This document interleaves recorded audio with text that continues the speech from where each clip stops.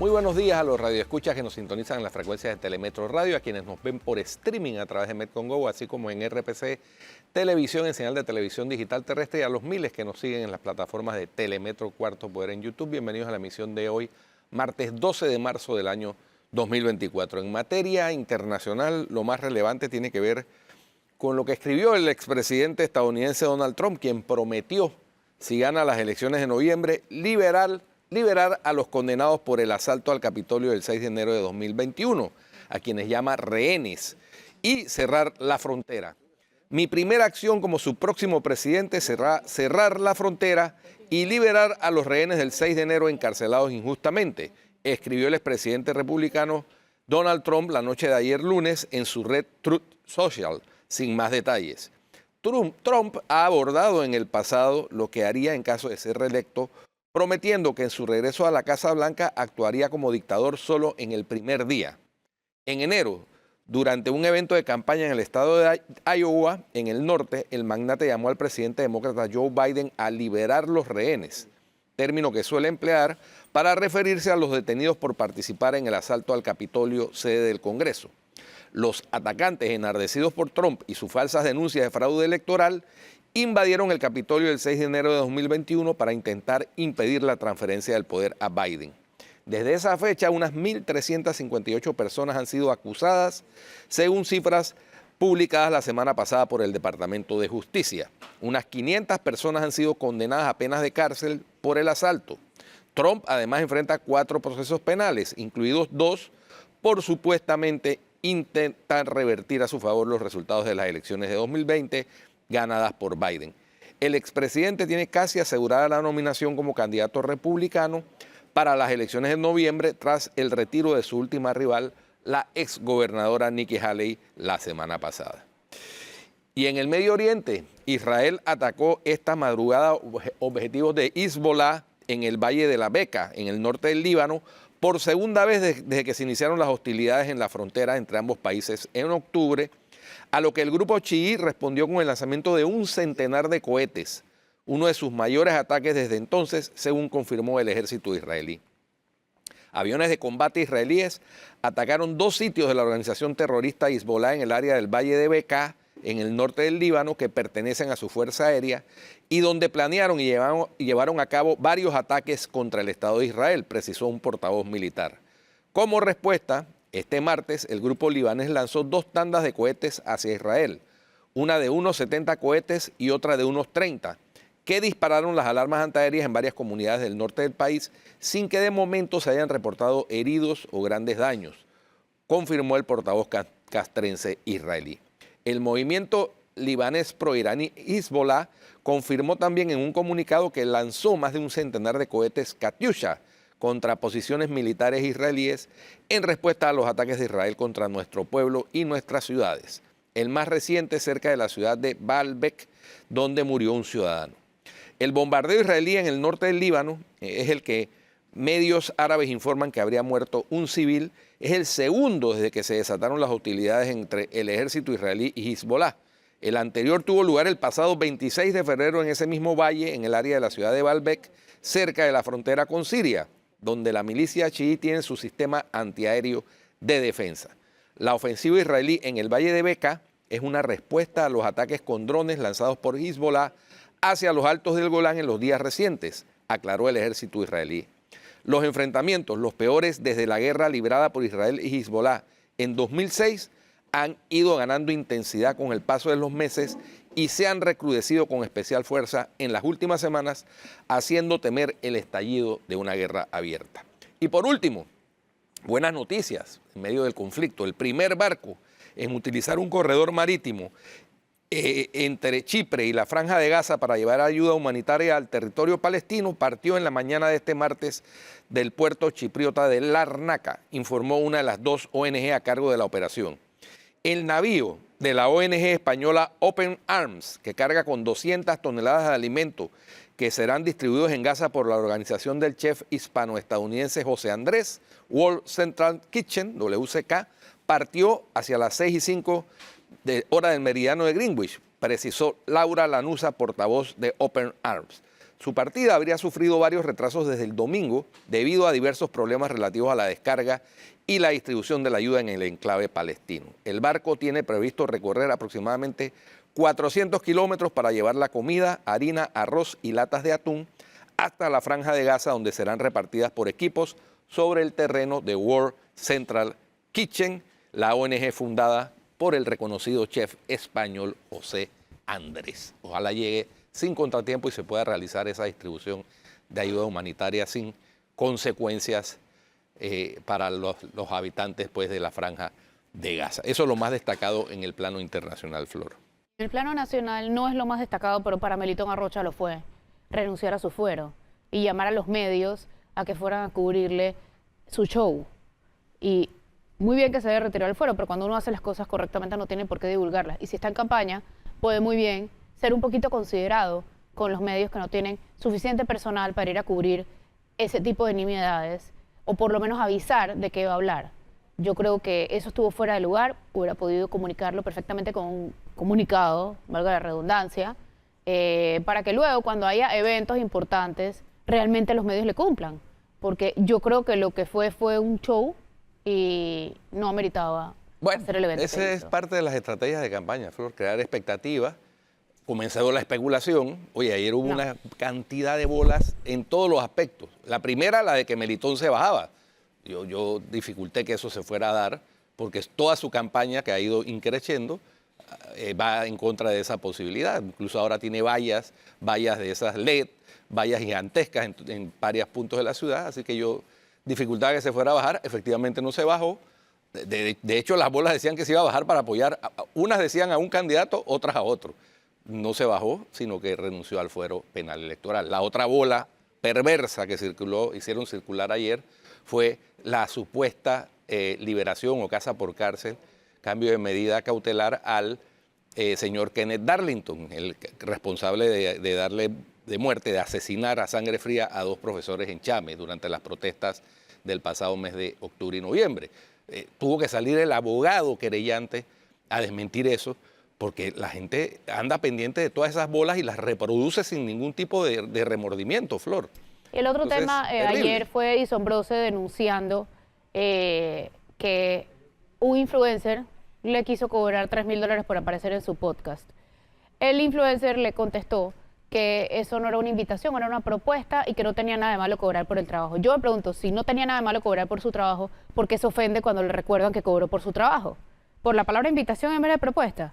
Pero al final del día yo sí siento que eso sí daña o desvirtúa o desfigura el concepto de periodismo, porque al final del día cobrar por aparecer en un medio por lo menos debería ser objeto de una advertencia donde sale. Saber que lo que estás viendo es un contenido pagado y que por tanto seguramente no se le preguntarán ciertas cosas. Claro, y además... o sea, es lo justo, es lo honesto. Para que estemos claros, hay podcasts y podcasts, porque hay podcasts que se promocionan como una plataforma publicitaria, entonces eso no es periodismo, eso es publicidad, y por eso cobran.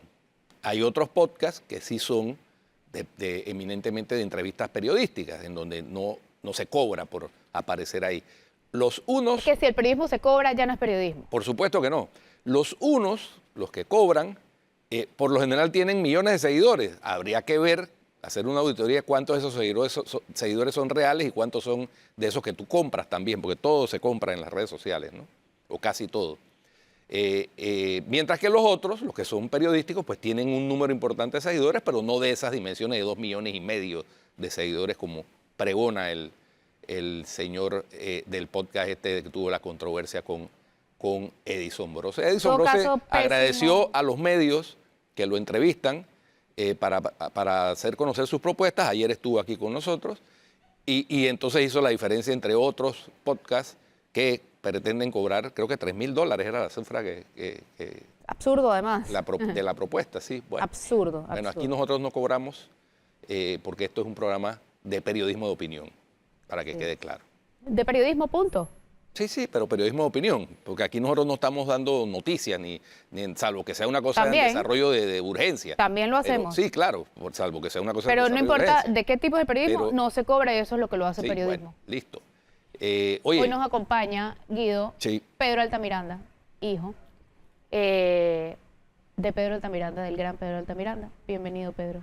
Muchas gracias, Flor. Gracias, Guido. Muy contento de estar aquí. Bueno, bueno, recordando la vida de Pedro Altamiranda, mi papá, el legado y todo lo que eso conllevó y lo que conlleva todavía. Y lo que sí, la respuesta que hemos recibido, los mensajes, los gestos de cariño a nivel nacional ha sido increíble. Yo creo que él no se imaginaba el peso social que tenía y la relevancia que tenía todo su arte, su música y su mensaje, ¿no? Como él era tan sencillo y tan humilde y tan modesto, él siempre decía no, yo creo que la gente no se acuerda, no, que la gente no me escucha, pero ahora podemos ver de que en verdad su legado permanecerá para siempre, especialmente la fiesta de carnavales. Pero Carnavales fue lo mínimo, porque también fue un ácido crítico social. Sí, un crítico social siempre de frente en los tiempos de la dictadura, en todos los momentos. Atacó, pero con mucha jocosidad, pero directamente a los gobiernos. Y él siempre creyó de que Panamá tenía que tener una mejor soberanía, una mejor vida, de que él siempre anhelaba eso. Pedrito, te quiero decir que no solo a nivel nacional, sino también internacional. Yo recuerdo cuando yo estudié en la década del 80 en Colombia, yo llevaba en aquella época en cassettes, muchos no sabrán lo que es un cassette, música de Pedrito Altamiranda, y había una canción que le encantaba sobre todo a los compañeros de Barranquilla, de Lagartija, ¿no? Así es. Y ahora, a raíz del post o del Twitter que hizo Rubén Blades, me chatearon mis compañeros a pedirme que les mandara videos de las canciones de Pedrito y me pidieron de Lagartija y me decían un verdadero juglar social, porque dice que eso interpretaba no solamente al panameño, sino al caribeño en términos generales, ¿no? Sí, una maravilla esa canción y en verdad la forma de componer de él no era una forma tradicional latina, era una forma, la sintaxis de composición de él era de la música francesa. Todas las canciones tenían que tener una introducción, un medio y un final. Siempre con una descripción muy, muy bien afinada y con una rima perfecta. O sea, la forma de él de llevar eso para el público, para que fuera entendido de manera tan fácil, era lo que lo hacía tan original. Y Pedrito también tenía en su género la crítica política. No solamente durante la época de la dictadura, donde incluso varias de sus canciones fueron censuradas por el régimen militar, sino también durante la etapa democrática, a pesar de que él era muy amigo de varios de los que ocuparon la presidencia de la República, no dejó de criticar las acciones. No, la verdad, nunca dejó de criticarlo, pero siempre respetando las amistades que tenía en las entidades gubernamentales. Excelente. ¿Esas canciones están en el cancionero? Sí. Canción Pedro. El cancionero sí, que aquí tengo que decir públicamente que Flor fue una de las asesoras de esto, una de las autoras de esto, de la parte de la idea de hacer este cancionero y bueno, la idea es poder hacer un segundo volumen porque él durante la pandemia siguió escribiendo, creo que fueron como 30 canciones más, él me las dictó hace aproximadamente como 6 meses, me las dictó y ya las pusimos en el orden cronológico para volver a retomar esto de sacar un segundo ejemplar del libro, que esta versión solamente fue para familiares y amigos cercanos, fue un tiraje pequeño, pero la idea es que se lo podamos para que todos puedan tener una copia de todas las canciones que realizó, que fueron más de 250. Yo creo que es importante. Hay que actualizar esto. Sí. Es importante porque las personas, bueno, afortunadamente a Pedrito Altamiranda se le pudo hacer varios homenajes en vida, ¿no? Sí. Pero ahora su legado póstumo es también importante y hay que destacarlo y resaltarlo, porque no es cualquier cosa. Sinceramente, de los artistas nacionales con más influencia a nivel popular, en todas las bases de la sociedad, desde la base popular, la clase media y también la clase, digámoslo así, económicamente poderosa. Ninguno escapó de sus críticas, por supuesto, tampoco.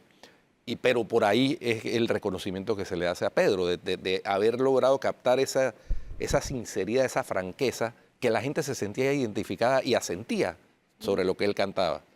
Con risa, con jocosidad, pero asentían, ¿no? A veces con vergüenza, ¿no? Pero Sí, ciertamente... su música y su arte gustó a todas las clases sociales sin ninguna distinción. Y bueno, tenemos ya toda su música está en las plataformas virtuales. Ese trabajo se hizo en el 2021. Ese sí te lo tiraste tú al hombro solito. Sí, prácticamente sí. Las negociaciones y demás, la autenticidad, porque esto es un proceso igual que un proceso bancario. O sea, hay que verificar todo, que todo esté en orden, todo esté en regla, de que seas tú el que sea el de la autoría y demás. Y eso se concretó. Luego se hizo la página el canal de YouTube, Pedro Altamiranda Oficial, la cuenta de Instagram donde se colocaba todo, pero en el canal de YouTube sí está toda la información de él, todas sus entrevistas, todos sus comerciales, los conciertos que hizo y algunas otras aspectos de su vida. Están los documentales que se le hicieron. Aquí Telemetro le hizo un documental increíble sobre grandes panameños. 2015. En el 2015. Y bueno, el homenaje que le hicieron cantantes panameños en el 2022, que abrió el viernes pasado, dándole homenaje a su vida, ¿no? Oye, a propósito del viernes, me puse con mi esposa a ver de esas joyas fílmicas que hay en YouTube de Pedro. Y Pedro era tan especial y tan franco y tan sincero que en un concierto que dio en 1985 en Atlapa, ahí cuando subió al escenario dijo, vengo con una afección en la garganta, estaba con gripe y me perdonan, pero voy a tener que cantar con pista, voy a tener que doblar.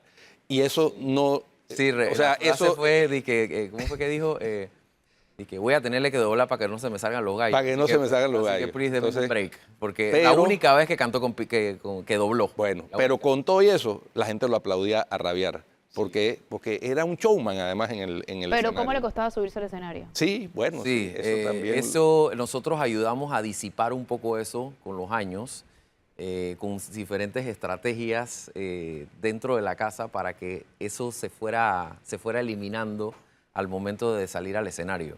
Eso, por ejemplo, una de las cosas que utilizamos fue, nos vamos para el recinto ya. El concierto era a las 9 de la noche, nos íbamos para el recinto a las 7. Que no se quedara en casa, porque si se quedaba en casa, entonces ahí es donde le venía. Porque él siempre le tenía miedo era al público, pero el público cuando lo veía, que ya estaba acomodado. Para él era más fácil cantar con el público que no lo viera. Por ejemplo, cuando se presentó en el Anayansi, esa fue la única vez que me dijo que nunca tuvo miedo, que nunca tuvo nervio escénico, porque era oscuro. No, y una vez en Club Unión también. Porque veía a las personas. Pero en esas dos veces que cantó en el Anayansi, en el 84 y en el 85, esas fueron las dos únicas veces que no tuvo nervios. Porque el público estaba totalmente opacado por las luces. O sea, no había nada, no se veía nada, era oscuro. Así que, bueno. La correa de lado, el la reloj. Correa de lado, sus dos relojes, utilizaba dos relojes. Uno de Mickey Mouse. Y uno de Mickey Mouse, sí. Dos relojes, su reloj de Mickey Mouse, su correa de lado. Un estilo único, inclusive el vestido, la vestimenta era única, la forma de vestirse. Siempre le decían de que él se ponía medias blancas y zapatos negros por Michael Jackson y eso no era verdad. La influencia de él era Bob Fosse y Gene Kelly, Fred Astaire y esto que utilizaban medias blancas con zapatos negros para ver los pies del bailarín, para resaltar el baile, no para resaltar eso de Michael Jackson, de Billie Jean y esa cosa que eso no era... Sí, fue parte de su influencia, pero ya eso venía de mucho más atrás. Y bueno, su inconfundible bombín, que el bombín tiene una historia bien especial. Y se lo trajo su amigo Luis Carlos Abrams. Primero se lo trajo Juan Carlos Marcos, se lo trajo de Argentina. Y le dijo, oye Pedro, ¿por qué no te pones esto para tus presentaciones? Y él dije, qué belleza, si esto es un bombín, si esto lo han usado los grandes. Y luego Luis Carlos Abrams le trajo uno de Londres. Le mandó a hacer uno de Londres, que es el que utilizó ya para el resto de sus presentaciones. Pero recuerdo que me decía que, nos decía a nosotros que cuando se lo ponía, decía de que voy a ver si se me pega algo y que no se me pegó nada. Porque se decía que el bombín lo habían utilizado los grandes, Toulouse-Lautrec, Chaplin, Bob Fosse, los grandes. Dice, yo no le llego ni a los tobillos a ellos, pero hago mi arte de la forma más original posible y de la mejor forma posible. Pedrito Altamiranda, fuera de serie, realmente el grande entre los grandes. Y tenía una amistad muy cercana con Flor. Sí, cómo no, además la admiraba profundamente. Sí. Él me lo decía, las veces que yo tuve la oportunidad de conversar con él allá en los juegos de softball, Sí. que a veces iba a vernos cuando podía, me comentaba que, oye, Flor, o sea que yo la admiro mucho, ella es una de las periodistas más valientes, si no la más valiente, para su juventud, etcétera, etcétera. Entonces, Sí, él no decía Pedrito, Flor, él decía Rolf. Rolf. Sí. Él no la llamaba por... ¿Eh? Que hoy hablé con Rolf. Tuve una conversación con Rolf, o sea, nunca decía Flor, siempre Sí. decía Rolf. Rolf era el, como quien dice, el apodo de Flor. Así Muy bien. es. Bueno, Así que Pedrito, mil gracias por acompañarnos. muchas gracias por acompañarnos y bueno, el homenaje perenne del pueblo panameño y yo diría que del pueblo caribeño, incluyendo los países vecinos, a ese gran genio, no solo musical, sino intelectual y gran persona que fue Pedrito Altamiranda, tu padre. Muchísimas gracias. ¿Cómo no? Vamos a un cambio y regresamos con la siguiente parte y otro invitado en Cuarto Poder.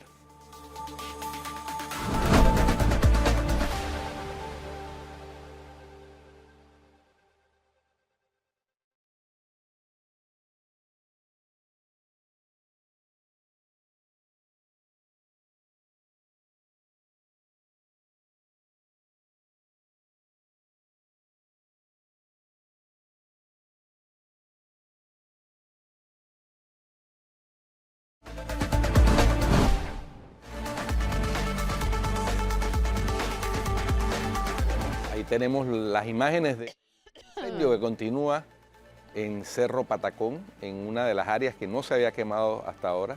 Y según las autoridades, dijeron, son 4 puntos y en los 4 hubo mano criminal.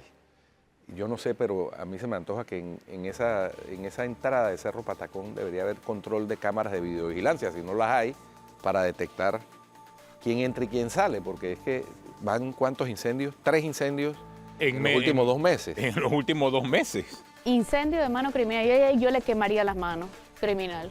No, y mira, aquí se puede ver en perspectiva las montañas, literalmente montañas de basura. Y mira el tamaño de la columna de humo y hacia dónde corre. Por eso está afectando A todo el mundo. prácticamente todo el área de Clayton, El Dorado, toda el área oeste de la ciudad capital. Pero del lado de acá, por ejemplo, Santa Costera eso amaneció un poco mejor hoy. Sí, exactamente, Hoy, porque porque está ayer corriendo el estaba humo. Mira, grave. mira la dirección del humo. Depende de la dirección del viento, Sí. ¿no? Y entonces no lo han terminado de apagar. No, Todavía no. evidentemente no. Normalmente dura un par Un par de días. de semanas, dura, sí. Y después de la investigación que no queda en nada. Oye, ¿vieron esta mañana la entrevista con el candidato a la presidencia de la República, José Raúl Mulino? Va para la embajada hoy. Interesante. Tiene reunión hoy, o sea, y soltó una primicia, tiene reunión hoy con la embajadora de los Estados Unidos. Yo le pregunté, obviamente, si él la pidió o lo llamaron, y él me dijo que lo llamaron. Que lo llamaron. Habrá que ver si lo llamaron a capítulo o lo llamaron para conversar. No, para conversar. Bueno, en la Flor por- Miss por- Rachi, por- tú no pierdes tu por toque. coincidencia, hoy el diario La Prensa publica la encuesta, la segunda encuesta, y en la encuesta que publica hoy, José Raúl Molino aparece en el primer lugar Puntero. con 26, En primer lugar, arrasando. con que no es lo 26 mismo. puntos, Le lleva sólidamente en el primer 15 lugar. al segundo. Y en Segundo- verdad están empatados los tres Y que en siguen. verdad, exactamente, el segundo lugar está empatado. Hay un triple Hay un un triple empate. triple empate en el empate. segundo lugar. Porque el margen de error es de 2.6, 2.5 Ocho. me parece, 2.8. Entonces, que está el triple análisis empate. de la encuesta se torna muy interesante porque evidentemente va a haber una competencia feroz, desde mi punto de vista, entre los 3 que están de segundos para ver cuál de aquí a los 54 días que quedan de campaña logra polarizar Ahora. con el que hoy se mantiene primero. Ahora, recordemos que ser primero significa que ahora va a ser el foco de todos los ataques. No, es que por ahí va, porque Entonces, ya comenzó. O sea, ayer se presentó una primera demanda de inconstitucionalidad ante la Corte. Tengo entendido que vienen 2 más. Por lo que hablamos aquí casualmente en Cuarto Poder, acerca de si era constitucional o no la decisión que tomó el Tribunal Electoral de establecerlo como candidato a la presidencia de la República por el partido Realizando Metas. Eso también ahora mismo está sobre la mesa, y de que va a haber más demandas, va a haber más demandas en función de los números, en función de las encuestas, Claro. en función de la campaña política y en función de que faltan solamente 53 días. Por cierto, ¿dónde está el calendario, nuestra cuenta regresiva? Faltan 53 días para las elecciones, así que esto se va a poner muy interesante de aquí al 5 de mayo. Muchas cosas pueden pasar, Guido. Otra cosa interesante de la encuesta... Ahí está la cuenta regresiva, Flor. 53 días, 22 horas, 27 minutos, 12, 11, 10, 9, 8, 7, 6, 5. Así es que está volando el Bueno. tiempo. Y otro aspecto interesante, decía la encuesta, es que hay todavía un 20% de indecisos, que son los 25. que pueden... Sí, entre los que... Porque Sí, exactamente. hay quienes dicen que no votarían por ninguno. Esos no son indecisos, decidieron que ninguno los satisface, la encuesta de la prensa. Y un 19.6, 20%, que dice que no sabe todavía. Y ahí es donde los candidatos que están marcando de segundos, e incluso el que vaya primero, debe enfocarse. Sí, pero en tratar de captar se suman parte los de dos ese... últimos porcentajes y queda en 25, Sí. 4. Lo Ahora- que pasa es que no necesariamente debería sumarse, porque no es lo mismo no votar a estar indeciso. Pero es que no te está diciendo que no va a Sí. votar. Es que él dice que ninguno de los anteriores, Por o sea ahora, que ese 5.8% no le interesa a ninguno de los candidatos. Ninguno de los Y puede anteriores. ser que sea esa tendencia que se mantenga. Ahora, hay algo interesante. Cuando tú sumas, ese 19 más 5 te da un 25%. 24, 5. Y revisa cuál es el nivel 25-4, de participación electoral histórico en Panamá. O sea, 77% fue la última elección. Así que a lo mejor...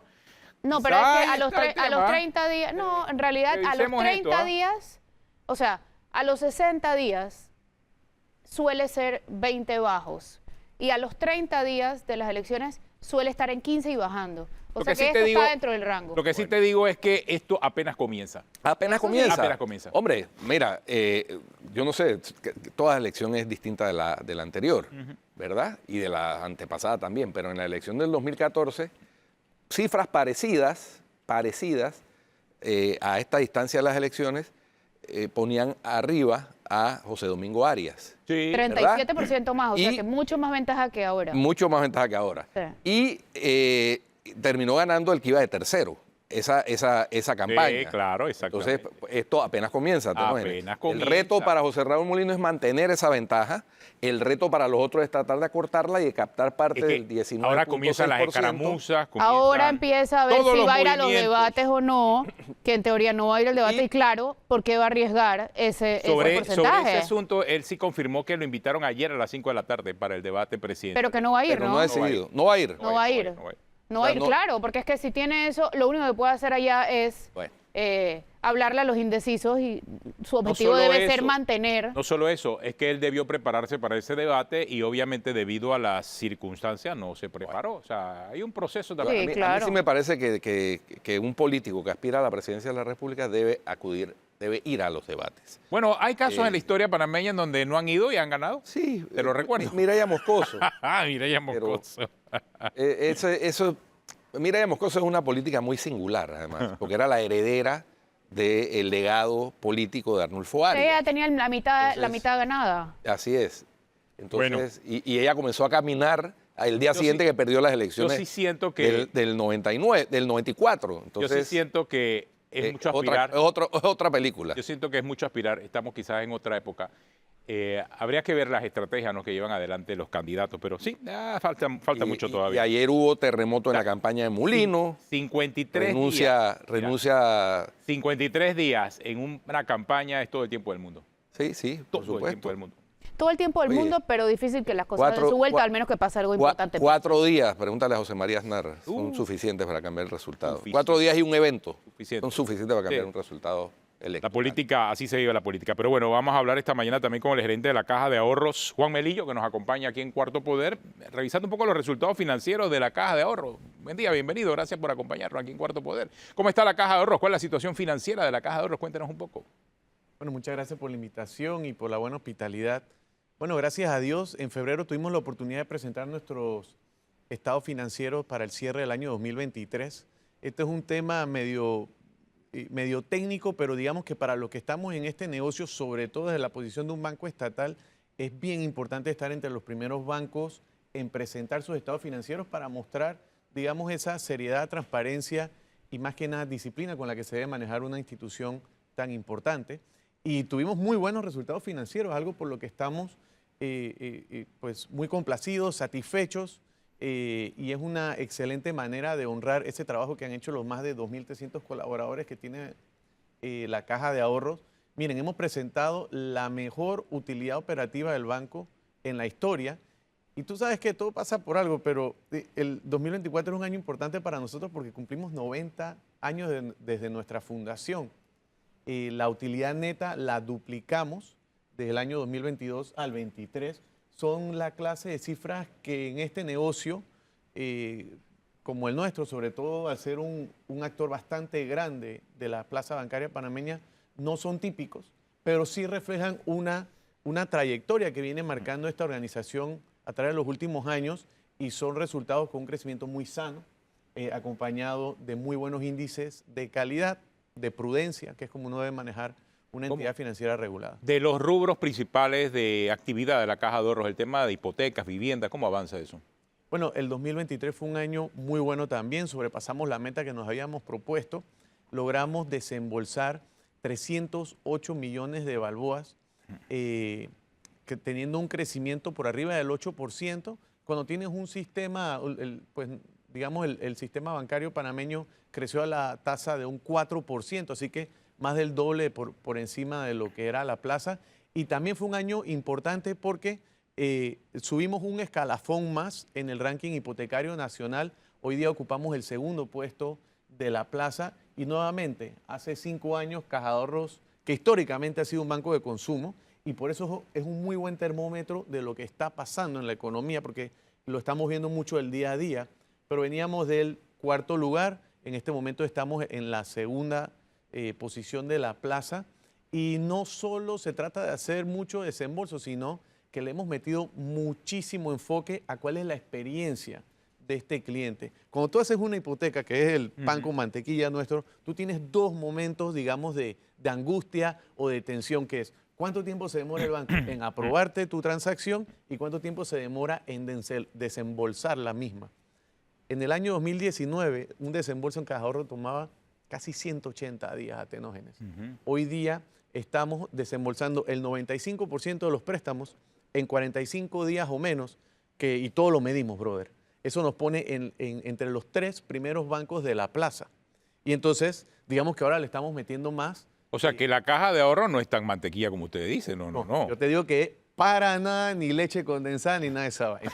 Aquí, cuando te digo mantequilla, te digo porque es nuestro pan con mantequilla de todos los días. Y es lo ya, es diferente ser mantequilla a ser el pan con mantequilla. Porque si usted me dice que está en tercero, o sea, hay un nivel de competitividad de la Caja de Ahorros frente al resto de la banca privada. Enormemente. Y tú sabes que en rubros en donde históricamente no marcábamos, que es, o sea, siempre hemos sido el principal banco en el sector hipotecario social y preferencial, toda la vida. Pero hoy día estamos haciendo muchos negocios en los sectores alto preferencial y no preferencial. El año pasado hicimos más negocio hipotecario, pero con menos operaciones. Significa que el tiquete por medio, promedio aumentó. Nosotros tenemos sucursales también en áreas en donde quizá históricamente no teníamos presencia, pero estamos en Costa del Este. Estamos haciendo transacciones en Santa María, pero seguimos comprometidos con el interior de la República. Tenemos la tercera footprint más grande de sucursales en el país y estamos desde Puerto Armuelles hasta Santa Fe en Darién. Y llevo 3 años consecutivos visitando cada una de esas 62 sucursales por lo menos una vez al año. ¿Y son necesarias tantas sucursales ahora en la época de la banca digital? Mira, yo no me acuerdo la última vez que fui a un banco. Sí. Dizque ¿Eres cliente de la Caja de Ahorro? no. Ah, ya te pregunto, ¿no? No, a un banco cualquiera. Ah, ya. O sea, como que todo lo hace uno en línea. Todo lo haces en línea, por eso le pregunto. En la época digital, ¿es necesario tantas sucursales? Bueno, esa es una excelente pregunta. Yo te diría que tú tienes que manejarlo con una estrategia en paralelo. Digamos que este periodo administrativo de la Caja de Ahorro está marcado por esa transformación digital que ha vivido nuestra organización. Hoy día nosotros hacemos muchísimos negocios a través de nuestra sucursal número 63, que es la sucursal digital. Nosotros ofrecemos entonces canales como desde un call center a cajeros automáticos inteligentes. ¿Por qué inteligentes? Porque al cajero, ¿qué va la gente a hacer? A sacar plata. Nuestros cajeros hoy día, varios, te permiten depositar, que digamos que es el ADN de Caja de Ahorro. Pero también estamos haciendo, tenemos nuestro asistente virtual por WhatsApp que te permite atender muchas de esas solicitudes. Pero por el otro lado también tenemos una clientela que históricamente visita O sea, nuestras ¿en cuántas sucursales ha crecido la Caja de Ahorro desde que usted llegó? 3. 3 sucursales. En un tiempo en que hay bancos que están cerrando sucursales, pero adivina qué, nosotros estamos haciendo el doble de negocio. La razón casi de que una esos por bancos año. que están cerrando. Entonces yo no estoy listo para decirte que el negocio tradicional se ha perdido. Yo creo que tienes que verlo en paralelo y los resultados lo demuestran, porque dependiendo de qué parte del país estás, la sucursal es mucho más relevante. La diferencia es que nosotros estamos haciendo que la gente que va a la sucursal vaya a hacer negocio. Pero eso que no vaya dice a preguntar Flor, su saldo. eso que dice Flor es interesante. En ese porcentaje de los clientes de la Ella Caja de fue Ahorro. millennial, brother. No, independientemente. Bueno, que puede ser Flor Millennial, pero hay muchos millennials allá afuera. Así y mismo. muchos de ellos van a votar por primera vez. Muchos de ellos están viendo el país de una forma diferente. De la clientela de la Caja de Ahorros, ¿cuántos están utilizando la banca en línea, esa sucursal 63, y cuánto la banca tradicional? Te tengo las cifras. Nosotros tenemos casi 700.000 clientes, que básicamente nos pone entre los 3 principales bancos de la plaza. Nosotros tenemos 200.000 clientes con banca en línea. O sea, significa que todavía falta mucho por hacer. Pero es un número importantísimo. Sí, O eso sea, hemos crecido en más de 100.000 clientes en los últimos 3 Yo años. tengo dos preguntas. ¿Por qué los bancos tienen que estar en presupuesto si son autosuficientes y son un negocio bancario normal? Yo no tengo idea. Tienes toda la razón. Te digo por qué nos va bien en presupuesto. Yo tengo que ir una vez al año a presentar esto, y porque nosotros consolidamos con el presupuesto de la nación. Pero nosotros nos va bien porque nosotros somos una organización que aporta al Estado. Es más, el año pasado pues tuvimos uno de los aportes más importantes que ha tenido en la historia. Así que, O sea, al digo, final, si es- captan, prestan, y si no captan, pues no prestan. por supuesto. Así debería ser, pero ¿por qué tienen que estar en un presupuesto de Estado? Porque es que los dividendos, como el Sí, dueño claro. de la Caja de Ahorros del Estado, los dividendos los Sí, sí, recibe sí. el Estado. Entonces esos son ingresos del Estado que deben presupuestarse. Sí. Tienes que aprovechar los pocos que te generan. Claro. A ver, hablemos del cierre de cuentas de Suntrax. Puedo hablarte poco de eso, pero dale. ¿Qué puedes decir? Bueno, te voy a decir, tú me vas a hacer la pregunta y yo te tengo que dar la respuesta que tú sabes que te tengo que dar. Pero te puedo comentar ya en el aspecto bancario. Pero sobre Caja de Ahorros la respuesta va a ser como entidad regulada y una entidad que obviamente opera bajo las leyes de la República de Panamá.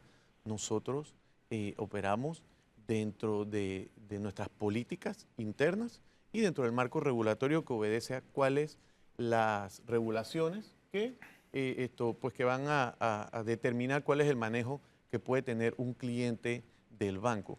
Nosotros estamos operando todos los días bajo estándares incluso hasta más altos porque nos hemos tomado sumamente en serio nuestro estatus como banco estatal. Ajá, y pero nuestra entonces, ¿por qué le política de cerraron las gobierno- cuentas? Nuestra política, para terminar, nuestra política de gobierno corporativo, en mi opinión y en la de nuestra junta directiva, tienen que estar al estándar más alto. ¿Qué significa esto? Que, por ejemplo, nuestros manuales de cumplimiento, nuestros manuales de prevención de blanqueo de capitales, de financiamiento del terrorismo, van a ser de los más altos de la plaza. Ok. Todos nuestros clientes, así como a ti tu banco te llama cada 2 años y te dice, necesitamos que actualices tu información, o sabes qué, o tuviste un movimiento fuera de tu operativa normal, por favor, ayúdanos a justificarlo de tal manera que esto pueda quedar en el Entonces, expediente. ¿puede haber debido a algo de blanqueo y terrorismo?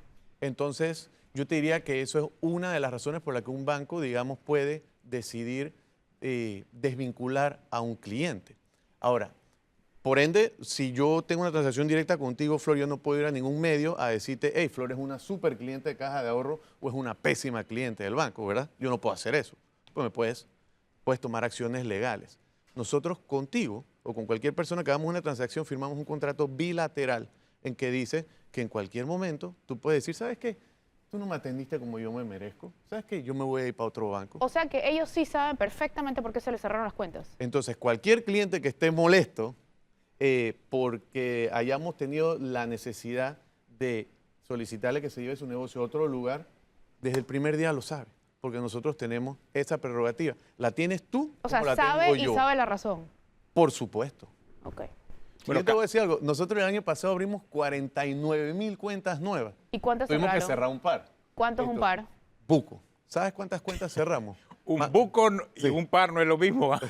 Hay una diferencia, aclárenos. Además de que es subjetivo, ¿no? Sí. O sea, ¿cuál fue la cifra? Nosotros cerramos arriba de 10,000 cuentas el año pasado. ¿Por qué? Porque todo el tiempo pasa eso. Hay clientes que se te pierden, que no los puedes contactar, que por 2 años 10.000 no cuentas actualizaron su información. 10.000 cuentas de cuántas que abrieron? De 40 y 49,000. pico. De 49.000, 10.000 cuentas tuvieron que ser cerradas. Ese es el pan con mantequilla de un banco, lamentablemente. Nosotros queremos abrir más cuentas de las que cerramos, pero todos los días cerramos cuentas y nadie sale a andar llorando eso por los medios. Es parte de la operativa normal y honestamente yo creo que todos los que estamos aquí, ustedes que son gente que todo el mundo conoce y admira, a ti el banco te llama para preguntarte, ven acá, ¿tú por qué eres, de dónde No, y salió ahora eso? hay que justificar, Por supuesto. cualquier banco hay que justificar el origen de los fondos que tengas ahí depositados. Y tú sabes que nosotros no queremos molestarte, pero lo tenemos que hacer porque el marco regulatorio lo solicita.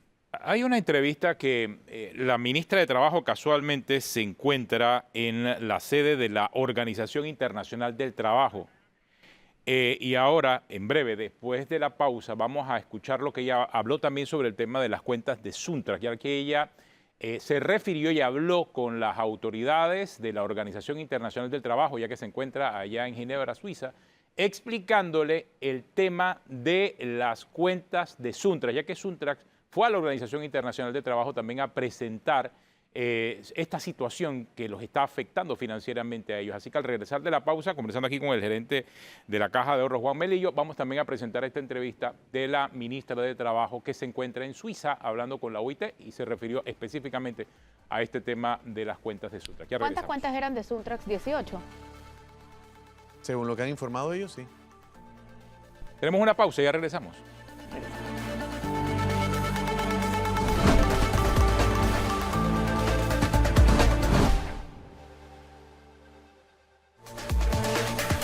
Bueno, decía que tenemos declaraciones de la ministra de Trabajo, Doris Zapata, que está en Suiza y llevó el mensaje acerca del porqué del cierre de las cuentas de Suntrax, que ella explicó a la Organización Internacional del Trabajo qué está pasando en el caso de Suntrax. Vamos a escuchar lo que dijo.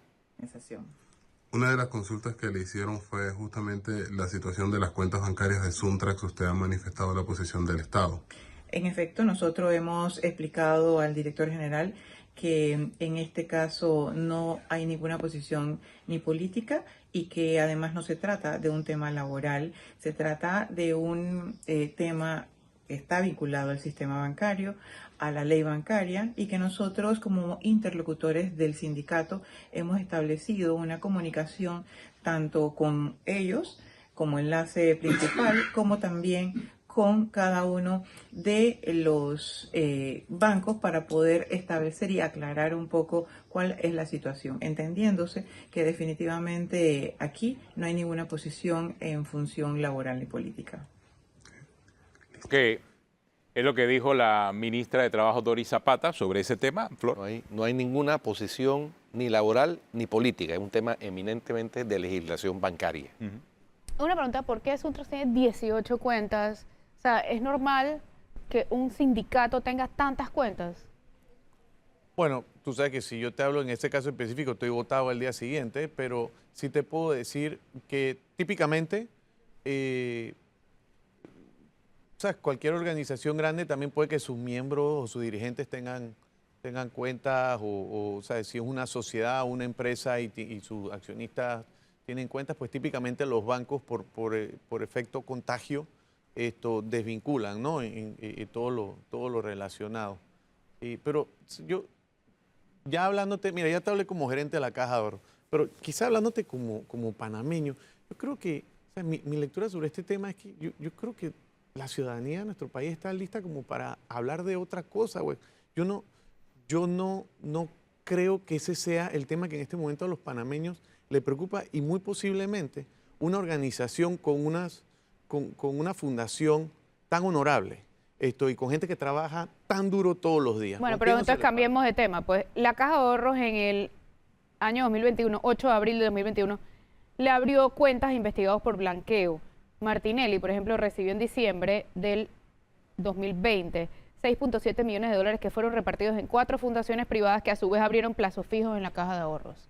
Esto fue con Andy Farrugia. ¿Qué ha pasado con esas cuentas?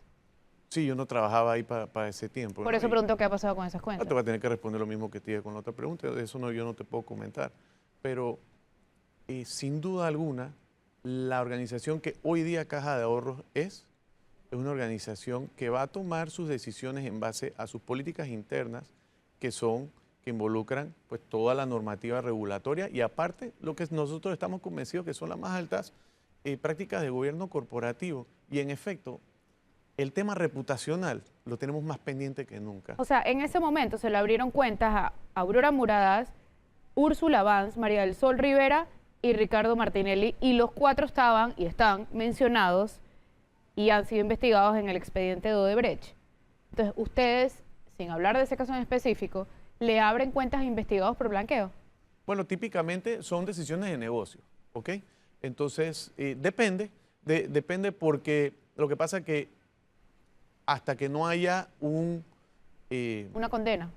Sí, tú al final estás tomando una decisión en base a tu riesgo y tu apetito de riesgo, entonces... Y reputacional, supongo. Por supuesto, y por eso te hice énfasis en eso. Entonces, yo te puedo decir de lo que es la gestión por la que yo he estado bajo la responsabilidad de hacer, y digamos que un banco no sale todos los días a explicar sus decisiones de negocio, pero típicamente en una decisión como esa sí va a estar enfocada en si existe o no un fallo en firme, porque pues en este país, como un país de derecho, y cualquier país del mundo, uno puede ser investigado y uno puede ser también mediáticamente listado sin que haya algo en firme. Entonces hay que dejar que los tiempos procesales y judiciales funcionen y caminen, y ya depende de cada entidad financiera si decide o no asumir ese riesgo. Pero uno de los riesgos que no toman en cuenta muchas veces justamente es el reputacional.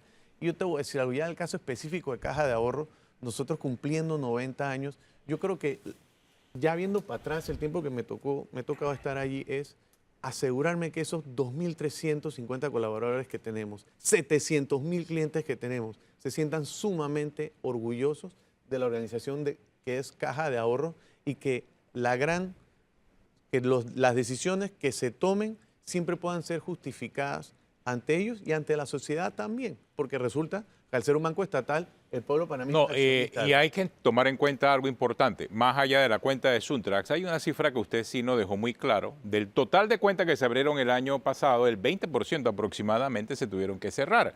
Algunas de ellas por razones reputacionales, otras de ellas por sospecha de que no había información acerca del origen de los fondos sobre el cual se estaba administrando el patrimonio en la Caja de Ahorros. Porque alguien se te perdió, simplemente no te dijo dónde localizarlo, y después de 2 o 5 años de estarlo correteando, tú dices, yo tengo que desvincular esta cuenta porque el cliente no aparece. ¿Qué pasa con relación a los políticamente expuestos, por ejemplo? ¿También se les cierran cuentas? Por supuesto.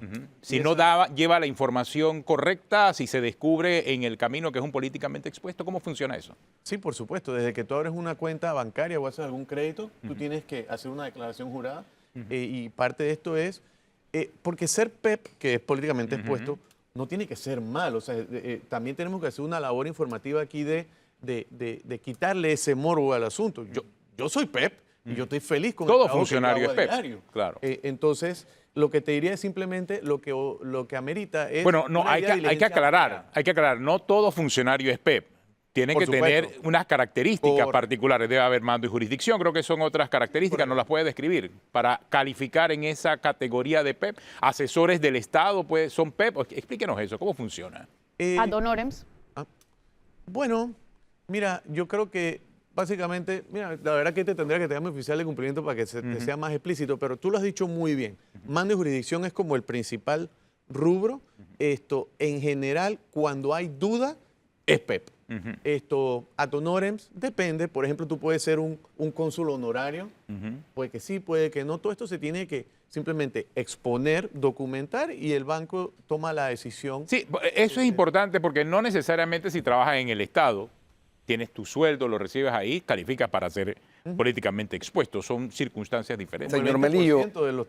de los trabajos son en el Estado. Señor Melillo, la Caja de Ahorros es una entidad estatal, pero es una entidad vigilada por la Superintendencia de Bancos. ¿Ustedes en este tiempo han sido sancionados por la Superintendencia de Bancos por algún motivo? Y mira que gracias a Dios, by the way, esto es parte del día a día del negocio, ¿ok? Nos ha ido muy bien en ese sentido. Creo que una multa pequeña, una sanción por un tema de tarjeta de crédito, de alguna queja que tenía como 5 años la superintendencia, pero algo mínimo, gracias a Dios no. No han sido por violar el debido cumplimiento y todas estas cosas, no. Mira, no lo había ¿Qué son las pensado, sanciones? Esas son las sanciones grandes a los bancos, por lo general, cuando omiten formalidades relacionadas con el debido due cumplimiento. diligence, el Me debido voy a Due empezar a diligence. repetir eso, porque Sí. sí, eso lo veo con mucho orgullo. Bueno, hay quienes dicen que si la Superintendencia de Seguros hubiera De- vigilado a la Caja del Seguro Social, la Caja del Seguro Social no estuviera en la situación en que está ahora. Es verdad. Bueno. Ahí tienes. Oiga, muchas gracias, señor Melillo, por acompañarnos. Gracias. Contento de estar acá. Se nos acabó el tiempo. Si usted sigue en Telemetro Radio, siga con los muchachos del brunch y en RPC Televisión la retransmisión de Calle 7. Hasta mañana.